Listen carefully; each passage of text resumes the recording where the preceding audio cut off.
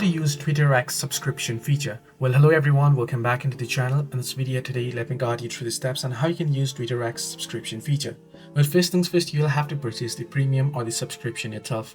So head over to your X application or on x.com on the web.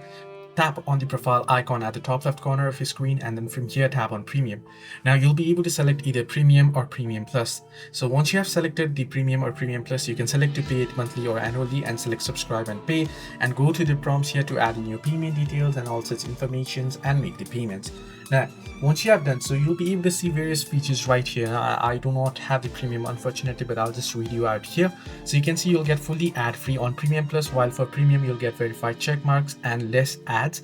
You can also see enhanced grok access. Now this is for premium. Create custom titles, timelines, and boosted replies, write articles, or get paid to post as well. Now while on premium plus, you'll get super grok AI. You'll also get to create custom timelines, handle marketplace, hash reply boost, and also radar advanced search and Axe Pro. Hope this video was helpful. Do like and subscribe, and also do not forget to leave the comments down below if you have any further issues as well.